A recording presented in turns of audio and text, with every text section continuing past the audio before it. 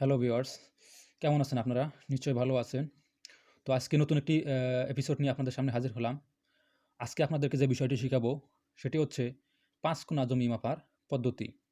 তো নরমালি আমরা ৪ কোণা জমি দেখি বা ৩ কোণা জমি দেখি। তো নরমালি ৫ কোণা জমি আমরা দেখি না। যদি হঠাৎই থেকে যায় তো সেটা মাপা নিয়ে আপনারা মহা সমস্যায় পড়তে পারেন। তো সেই সমস্যাটি যেন আপনাদের খুব সহজেই সমাধান করতে পারেন তার জন্যই আজকের এপিসোড। তো আপনাদের দেখাবো ৫ কোণা জমি কীভাবে মাপতে হয়। এক্ষেত্রে আমি একটি জমি আনুমানিক ধরে নিয়েছি।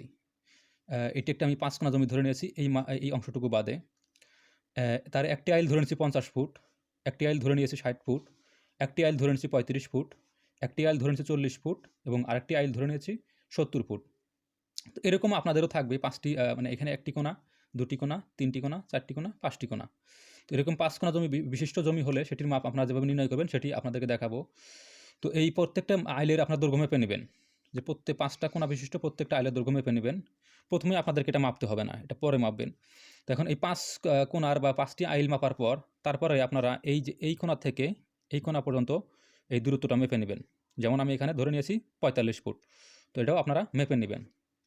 সবগুলো মাপার পর ১ম এ আমরা এই অংশটুকু বাদ দিয়ে রাখবো।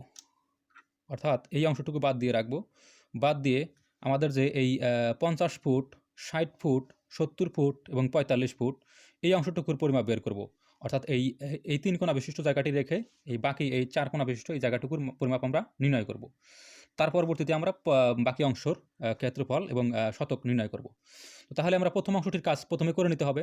সেটি হচ্ছে আমাদের এই ৪ কোণা জমি যে ৪ কোণা যে জমিটি হয় সেটির মাপ নিতে হবে। তো এখন এই ৪ কোণা বিশিষ্ট জমিটির আমাদের একটি আইল হচ্ছে ৭০ ফুট, একটি হচ্ছে ৪৫ ফুট, একটি ৬০ ফুট এবং একটি ৫০ ফুট। তো এখন এখানে দৈর্ঘ্য বরাবর ২ টি আইল রয়েছে। একটি হলো ৭০ ফুট, আরেকটি হলো ৬০ ফুট। ১ম এ আমাদের এটির গড় দৈর্ঘ্য নিতে হবে, অর্থাৎ দৈর্ঘ্যের গড় নিতে হবে। তো দৈর্ঘ্যের গড় নিতে গেলে এখানে আছে কত? একটা হচ্ছে ৭০ ফুট, আরেকটি রয়েছে ৬০ ফুট। এটাকে আমরা ভাগ দিব ২ দ্বারা, যেহেতু ২ টি আইল ২ দিয়ে ভাগ দিব। এখন ৭০ আর ৬০ যোগ করলে কত হয়? ১৩০ হয়। ১৩০। একে আমরা ২ দিয়ে ভাগ দিব। তো এখন ১৩০ কে যদি ২ দিয়ে ভাগ দেই তাহলে কত ফুট আসবে? ৬৫ ফুট। ৬৫ ফুট। তো আমরা দৈর্ঘ্যের গড় কিন্তু পেয়ে গেলাম যে এই একটা লম্বা আইল, এই একটা লম্বা আইল, এর দৈর্ঘ্যের গড় পেয়ে গেলাম। এখন আমরা এভাবে আমাদের প্রস্থের গড়ও নিতে হবে। তো প্রস্থের গড়ে আমাদের দেখি কী রয়েছে। একটি হচ্ছে ৫০ ফুট এবং একটি হচ্ছে ৪৫ ফুট। তো সেগুলোর আমরা গড় নেই। ৫০ যোগ ৪৫, একে ভাগ করতে হবে যেহেতু ২ টি আইল ২ দিয়ে। এখন ৫০ আর ৪৫ যোগ করলে কত হবে? ৯৫ হবে। ৯৫ ভাগ ২।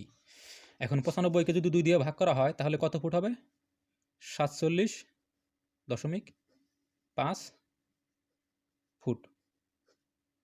অর্থাৎ আমরা দৈর্ঘ্যেরও গড় পেয়ে গেলাম, প্রস্থেরও গড় পেয়ে গেলাম। সেটা কোন অংশটুকুর? এই ৫ কোণা জমির মধ্যে এই এক পাশের জমিটি রেখে দিয়ে বাকি ৪ কোণা যে জমিটি হয় সেটির আমরা পেয়ে গেলাম। গড় পেয়ে গেলাম, দৈর্ঘ্য প্রস্থ পেয়ে গেলাম। তো এখন এর আমরা ক্ষেত্রফল নির্ণয় করব। ক্ষেত্রফল থেকে সহজে আমরা শতকে নিয়ে আসব। এখন ক্ষেত্রফল নির্ণয় করার সূত্র হচ্ছে কি? যে আমাদের দৈর্ঘ্যের গড় হলো ৬৫ আর প্রস্থের গড় হলো ৪৭.৫। তো এই দুটোকে গুণ করতে হবে। এখন ৬৫ আর ৪৭.৫ এই দুটোকে যদি গুণ করি তাহলে গুণ করলে যেটি হবে সেটি হচ্ছে ৩০৮৭.৫। ৩০৮৭.৫ এটা হলো বর্গফুট। যেহেতু আমরা ফুটে অঙ্কটি করেছি এটা হচ্ছে বর্গ ফুট। এখন ৩০৮৭.৫ বর্গফুট একে আমরা ৪৩৫.৬ দিয়ে ভাগ করব। কারণ এই ৪৩৫.৬ বর্গফুট সমান সমান ১%। তাহলে আমাদের এই ক্ষেত্রফলটা শতাংশে চলে আসবে। তো আমরা আবারও লিখি ৩০৮৭.৫ ভাগ হচ্ছে ৪৩৫.৬। এখন ৩,০৮৭.৫কে ৪৩৫.৬ দিয়ে ভাগ করব। এই কারণেই ভাগ করব, এটা আপনারা জেনে রাখবেন যে ৪৩৫.৬ বর্গফুট সমান ১%। তখন আমাদের এই বর্গফুটের জায়গাটা শতাংশে চলে আসবে।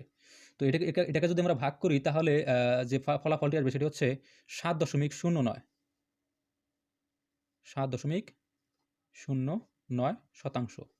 তখন আর আমাদের এটা ফুটে থাকলো না বা বর্গফুটে থাকলো না, শতাংশে চলে আসলো। তাহলে আমরা এখানে কিন্তু আমরা একটি মানে ক্ষেত্রফল কিন্তু বা একটা শতাংশ কিন্তু পেয়ে গেলাম। উপরের দিকে দেখুন আপনারা যে এখানে কিন্তু আমরা এই অংশটুকুর আমরা কিন্তু পেয়ে গেলাম, কতটুকু জায়গা রয়েছে ৭.০৯%। ৭.০৯%। তো এখন ঠিক একইভাবে আমরা এখন এই যে এই অংশটুকু শেষ, বাকি যেটা অংশটুকু হলো সেটি হচ্ছে একটি হচ্ছে ৪০ ফুট, একটি হচ্ছে ৩৫ ফুট, একটি হচ্ছে ৪৫ ফুট। অর্থাৎ এই ৩ কোণা বিশিষ্ট জমির এখন আমাদের যে ৩ কোণা বিশিষ্ট জমিটি থাকলো, বাকি অংশটুকু থাকলো, এটির মান নির্ণয় করব। অর্থাৎ এই একটি কোণা, এই একটি কোণা, এই একটি কোণা। তো এখন এটি হচ্ছে একটি বিষমবাহু ত্রিভুজ। এই ৩ কোণা জমিটি এখন হচ্ছে একটি বিষমবাহু ত্রিভুজ।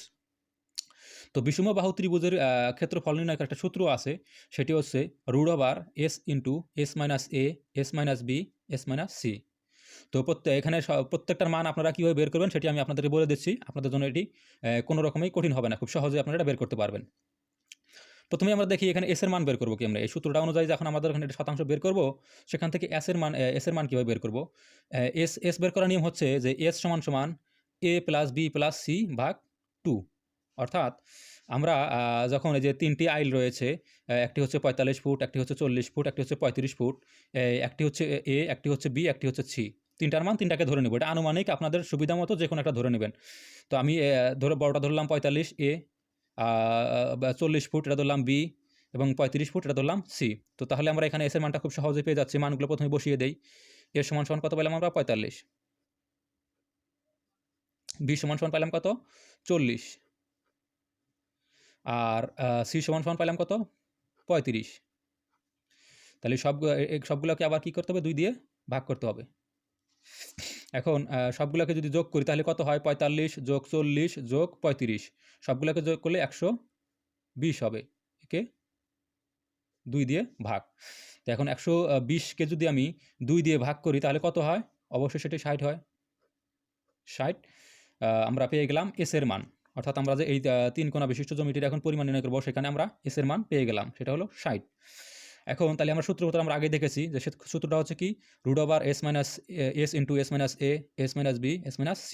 এখন যেহেতু প্রত্যেকটার মানই আমরা জানি, সুতরাং আমরা এটা খুব সহজেই এর ক্ষেত্রফলটা নির্ণয় করে ফেলি।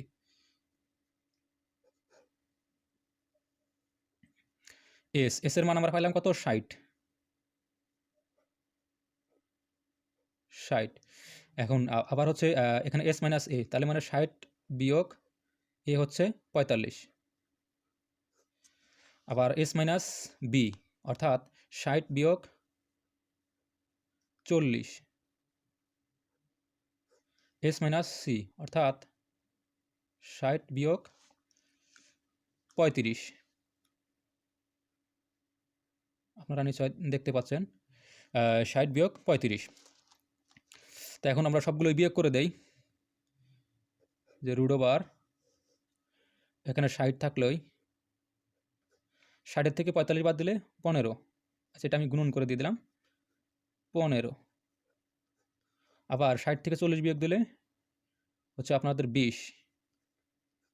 আবার ৬০ থেকে ৩৫ বিয়োগ দিলে ২৫। সুতরাং এখন ৬০, ১৫, ২০, ২৫ সবগুলোকে আমাদের গুণ করতে হবে। তো সবগুলোকে যদি ক্যালকুলেটরে গুণ করেন তাহলে যে ফলাফলটি আসবে সেটি হচ্ছে ৪,৫০,০০০। ৪, ৫, ০, ০, ০, ০। আমার এখানে একটু রুটের ওভারের চিহ্নটি বড় হয়ে গেছে, এটা আপনারা কিছু মনে করবেন না। তো এটি হচ্ছে এই ৬০, ১৫, ২০, ২৫ সবগুলোকে গুণ করলে এটি আসবে। এখন এটাকে আবার যেহেতু এটা বর্গমূল, এটাকে বর্গমূল করে নেবেন। তো এটাকে বর্গমূল করলে যেটি আসে সেটি হচ্ছে ৬৭০.৮২।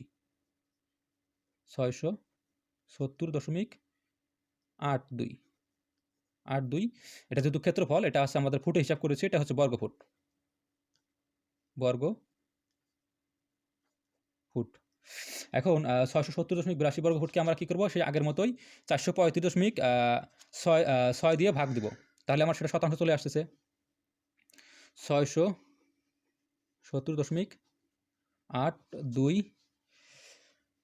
এটাকে আমরা ভাগ দিব 435.6 দিয়ে, 435.6। তাহলে আমাদের শতাংশ চলে আসলো। তো এটাকে ভাগ দিলে যে শতাংশ আসবে সেটা হচ্ছে 1.52, 53, দুঃখিত, 53, 1.53 শতাংশ। তাহলে আমরা এখন কিন্তু আমরা সেই 5 কোণা যে জমিটি নিয়েছিলাম সেটির কিন্তু আমরা এখন পুরাটার কত শতাংশ জমি রয়েছে সেটিকে আমরা দেখিয়ে দিতে পারবো। সেটি এখন দেখিয়ে দেওয়ার জন্য দর্শক আপনারা দেখুন, আমি দেখিয়ে দিচ্ছি আপনাদের। এইখানে আমরা 4 কোণা যে জমিটি অংশটি নিয়েছিলাম, যে এই 5 কোণা থেকে প্রথমে 4 কোণা জমির অংশ বের করেছিলাম, যে 60, 50, 70, 40 এইটুকুর যে অংশটি পেয়েছিলাম বা পরিমাণটি পেয়েছিলাম, সেটির হচ্ছে মানে শতাংশ পেয়েছিলাম 7.09। তাহলে আমরা এখানে লিখে দিই মোট জমি,